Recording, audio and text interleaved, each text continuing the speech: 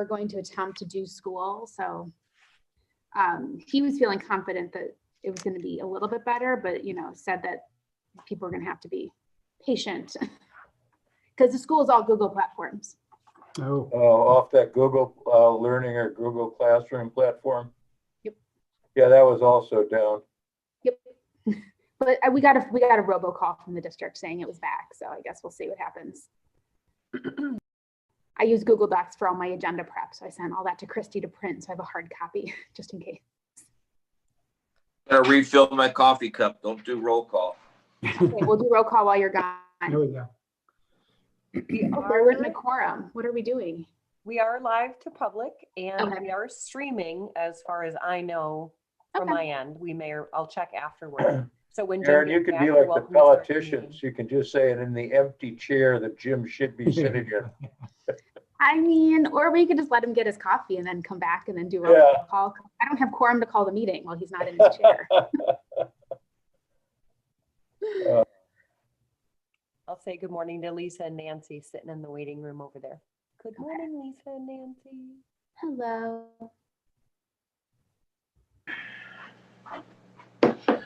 There he is.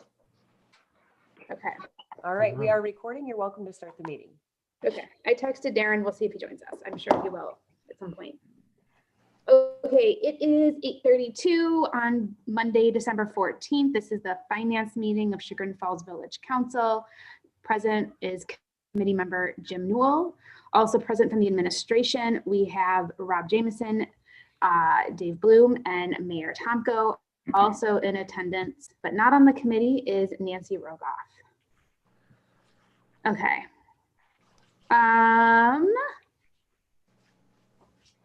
Let's pretend. Okay, so let's go through revenues. Okay, which one do you want to go through? The COVID analysis sheet? Yes, give me Okay. 1 second. I'm like multi-screening here. No problem. And Christy can bring Yeah. that one up for you. Dave, is that the actual spreadsheet, the revenue analysis 2020? Yes, yes, Yeah. that's the one. Okay. Mhm. Oh, good. We'll do screen share. That makes my life better. Thank It's you. easier. Yeah. I'll wait for that.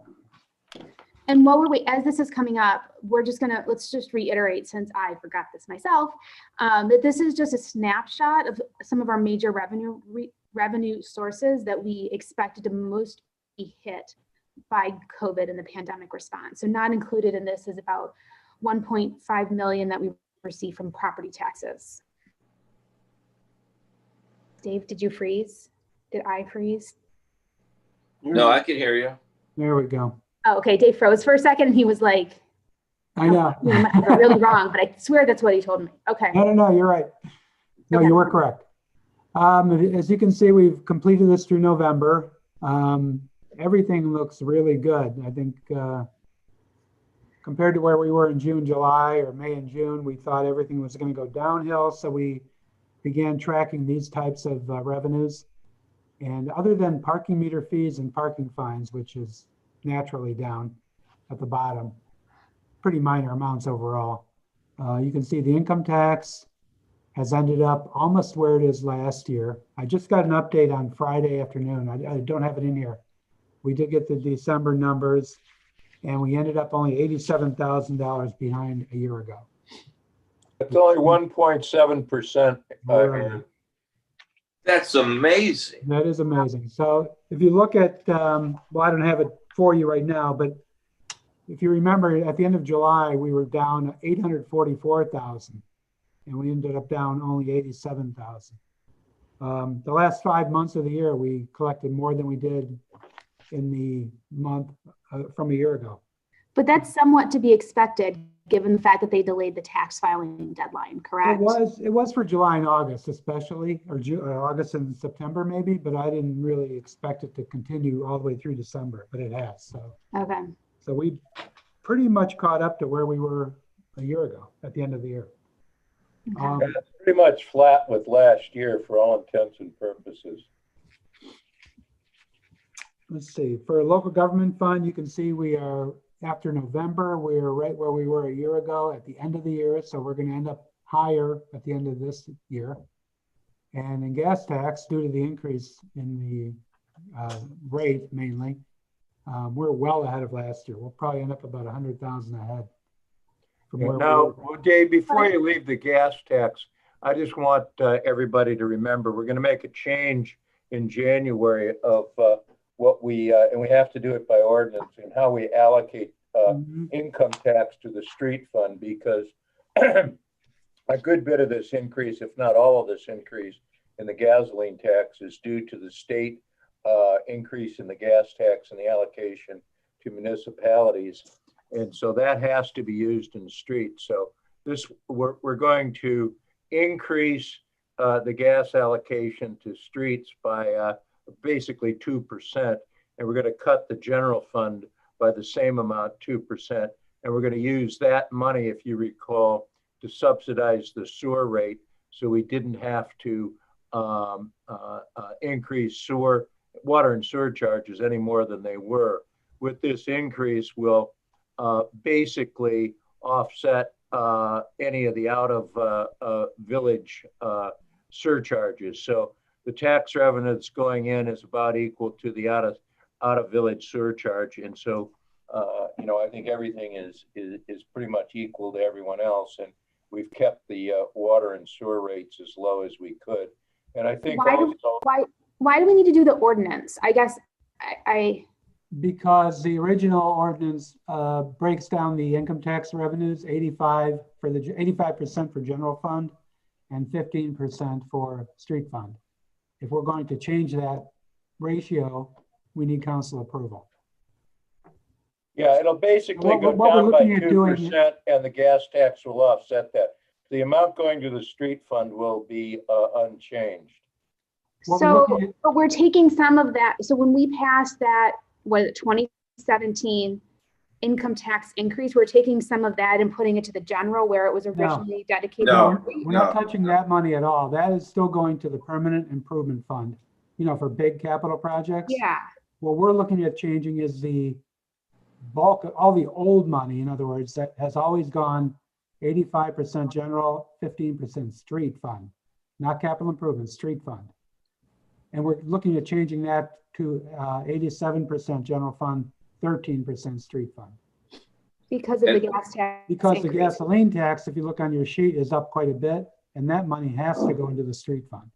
I mean, do we think they're going to change? We don't think they're going to pull back that gas tax during the budget, do we? I haven't heard anything about that. No, and that's not even under discussion anywhere in the state area. We could always change the ratio back if we needed to. Yeah, I mean, we're really talking about I think a little over $50,000. So it's not a huge amount of absolute money, and I don't like subsidizing one fund, which should operate on its own fees, but.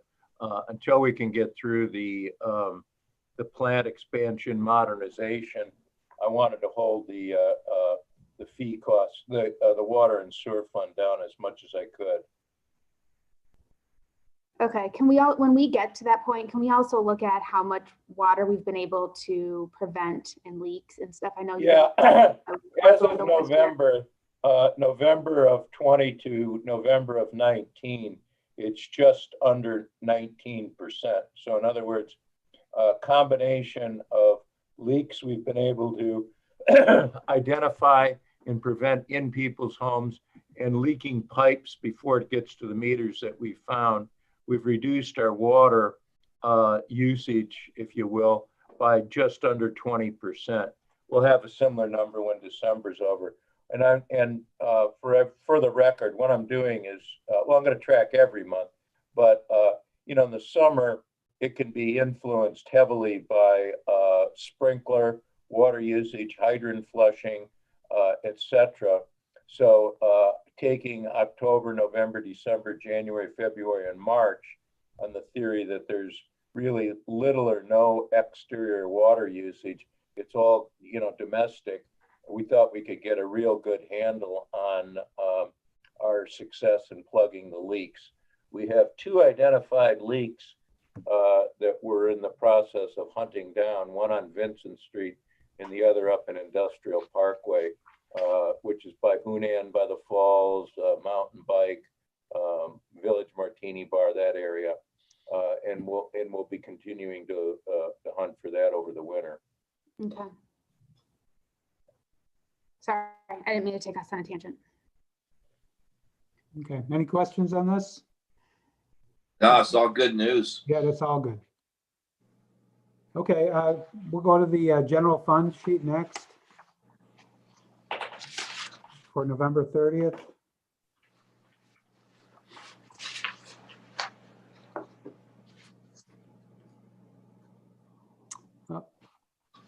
Oh, there we go.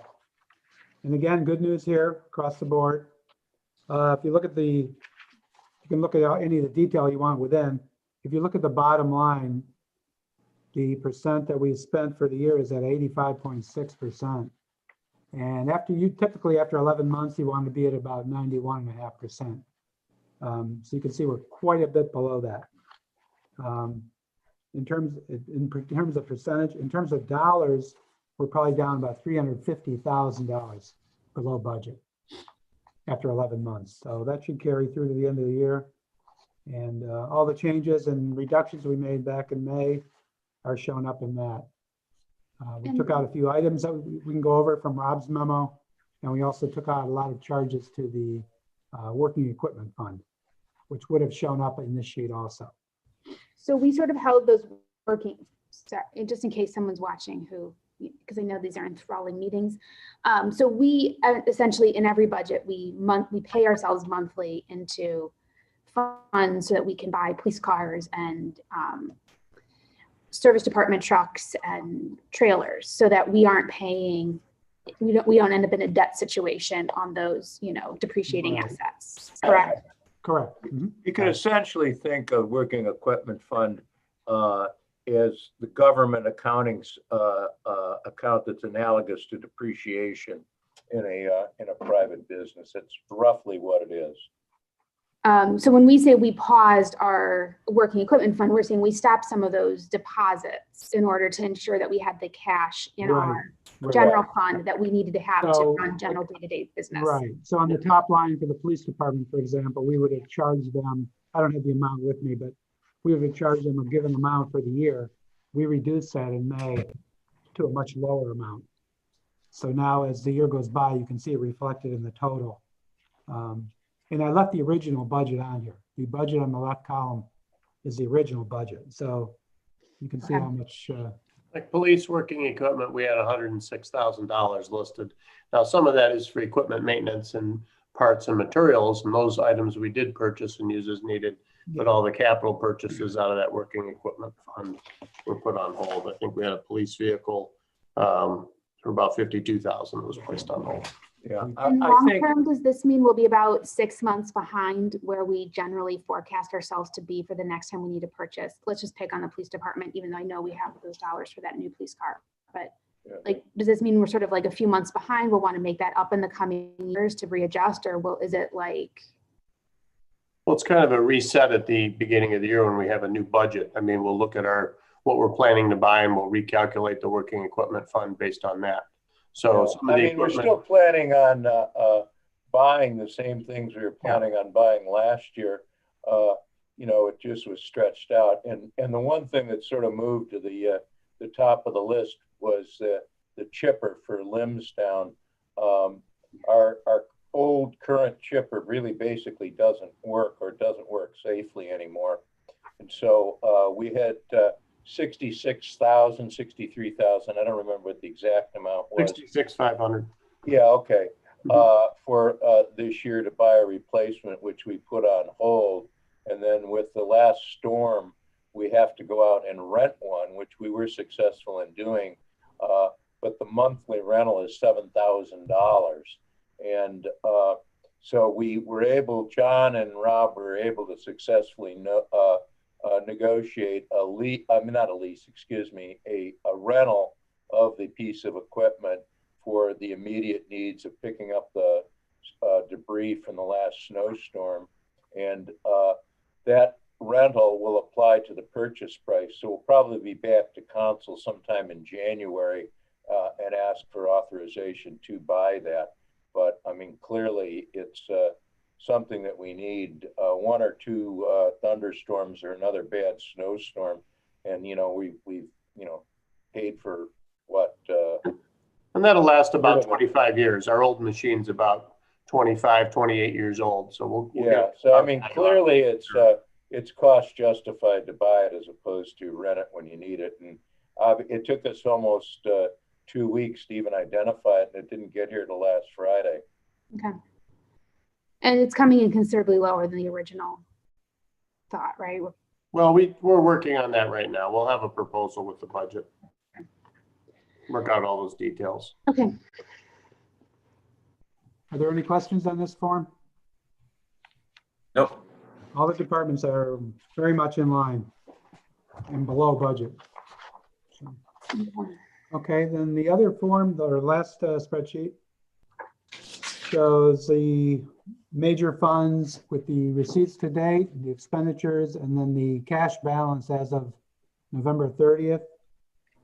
And then compares the November balance to the December balance that we projected back in January, February. And you can see that across the board, we're in very good shape. We're well above all the balances that we had projected from the general fund, street fund, water and sewer, and working equipment, even with the reductions. So. That largely reflects, Aaron, the fact that we haven't spent money on things like the working equipment fund and the others. So that amounts that we were under budget appears in the cash balances. That's why the cash balances have gone up, is we didn't spend the money. We put a hold on everything that wasn't absolutely required. And to be clear, the balance, under the total line, we see the balance of 11/30/2020 is 9.9. Right. And then the projected balance is 7.4, but we don't have any intention of going and spending $2.5 million within the next couple weeks. No. Right. We've already closed out purchase orders at the end of November. Yeah, December is just a normal month. And just so you know, too, the COVID money that we got through the grant, well over 200,000, does not show up here. Well, it does. It's in all other at the bottom. Okay. The money did not go in the general fund. It went in the a special fund for it. And some of those dollars ended up going towards some of our payroll for our first responders, correct? Yes. Am I crazy? Correct. So some of the police fund was actually, some of the costs for the police fund were covered by those revenues from They were, papers. correct. Okay. So we moved that money around as we had to. And then we had some other anticipated sort of one-time revenue influxes, correct? Those, if you're talking about the Bureau of Workers' Comp grant or rebates that we got, correct. Those have gone in the general fund. Okay. And we'll be getting one more large one in December. It doesn't show up yet. Aaron, what we're doing with those is we're allocating those into the employee healthcare reserve fund. So it'll appear, but it'll appear as employee healthcare reserve. So what's our goal for that reserve fund? Pardon me? What's our goal for that reserve fund? About what it'll be when the last workman's comp place comes in. I believe we have it at 75% of our maximum theoretical exposure. Okay. And what CPI is telling us is they've never seen the incurred exceed somewhere in the 40% of the actual. So we wanted to choose to be bulletproof in that regards, and we think we are. And we're not taking any tax dollars to build that reserve. We're taking that workman's comp rebate, if you will. And it was intended for employee, and that's where we're putting it, as putting it back into the employee healthcare reserve. So everything is pretty much status quo. Okay. Jim, any questions? No, I guess the Bureau of Workers' Comp refund, that's a temporary thing, right, Dave? It's a You mean- one-time thing. One-time thing. They said it'd be a one-time thing. We've actually gotten 3 this year now. So they keep giving us money. I'm not sure why. And is that because companies, individuals were paying too much into that fund? That's what I would think. Oh, and it would have gone back many years, correct? And they've been rebating us every 2 or 3 years. This year we've gotten 3 in 1 year.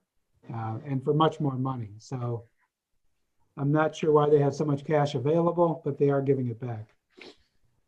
I think it was one pot the governor could find in the state budget that he could rebate to employers without going to the legislature for legislation, as I suspect what it was, Jim. Okay. And this is critically important for small employers. The as the reserve fund, the healthcare reserve fund gets used up and starts to decrease, are we able to transfer from the general fund into that one? Yeah, we're projecting a savings this year with the new health insurance of around, what is it, Dave, 100,000? Right, 101,000. Mm-hmm. Yeah, so what we will do is we will replace some portion of that out of the projected savings. So everything will stay pretty much constant going forward. This reserve is if we get hit with something really extraordinary, we don't have to hit the general fund or operations. We can take it out of there. Okay, good. I like that. That makes sense. And then if you look at those top three lines there, technically those are all general fund. So our general fund balance actually is like 4.2 million. You would actually add all three of those together, the 1231 balance. Once money is in one of those reserve funds, it's in there, right? It can't be taken and like used on Could something be if we wanted to. unrelated. It can be if you want to. Oh, As far as the state auditor would look at this, they would say that's all general fund. The reserve is our way of breaking it out. okay. Yeah, that's really for the public and for council to know what we're doing, what we've gone through. We don't touch, those reserve funds for operation. No, in an absolute disaster, the general fund reserve, we got $400,000 just reserved as a rainy day fund, which with sweat and bullets in July, we were going to have to dip into, but we've avoided that. And, I wouldn't, take or put anything more in that. I don't think. All right. I was just confusing it with some of the other funds we have, like, the cemetery fund and like some of the grants we have for the police department. My apologies. Okay. Okay. Anything else on this? Nope. I think I'm good on this one, Jim. Okay. I think we're all set. So we end up with some extra, I don't want to say extra money. We have a surplus because there was some fiscal responsibility in terms of. I don't think you should think of it as a surplus, Aaron. I think you should think of that as cash we've accumulated by deferring things. Everything that we deferred, we're going to eventually want to do. So it's not truly a surplus, which I would define as funds over and above identified needs. Okay, so we have some, oh gosh, yeah. So we have some extra money that we didn't spend. We have some remaining money that wasn't spent due to deferments. Right. Right. So that's a better way to put it. Okay. But where I'm getting with this is that those costs, or those expenditures will then be reevaluated and possibly added to the 21 budget. Correct. Correct. And Aaron, when we start the 21 budget, we're kind of starting from scratch in requests. We're looking at all the items that we had placed on deferment from 2020 and as well as any additional needs of each department. And we're splitting those by department into must-haves and would like to haves. And we're going to be carefully planning that budget based on the carryover dollars from last year and the projected revenues from 2021. So we're going to be very responsible on how we plan out everything for 21 and not look at it as extra money or we'll be asking for extra things. But it'll kind of be a good way to proceed given where we're at. So you expect that we'll eventually be looking at a budget in a similar size to what we spent this year or what we planned to spend last year, somewhere in between? I don't know yet. I'm just starting to meet with department heads this morning to plan out their 21 budget. And I'll have a better idea in the coming week or two once I'm able to at least see where we're at initially. Some of that also relates to our capital requests, which we're going to have a lot of capital project requests as we always do. And we'll be tweaking those numbers as well. So There might be a little higher, but we're going to also have items that if COVID still has or has a different impact, a worse impact at the beginning of 21, we can hold back on some items until later in 21. You have a spreadsheet outlining some of this, correct? Yes, I can share Or the. I don't mean spreadsheet, the document, Yeah. whatever the correct phrasing. Karen, the only capital item that we're going to buy right away is that chipper in January, which will come to council for authorization for. But we're going to basically be conservative this year because this COVID thing is not over, and the after effects are likely to trickle out over months or maybe a year or more. So we intend to be very conservative. We're not happy days are here again kind of attitude with this. Yeah, I just worry it's hard because anecdotally you see a lot of struggle in the downtown. But then from a data standpoint, tax dollars did arrive this year. So it's a sort of like contrast, if you will. Yeah. Mm-hmm. I can bring that memo up, Christy, if you allow me to screen share. I will. I love it when you talk and we can't see you and this like little blue box appears. The voice of God. It is, it's like the voice of God.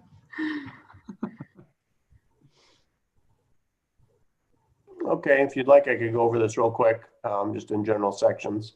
Yes. These are all the items that we did place on hold and defer in 2020, starting with our capital projects, totaling about $365,000.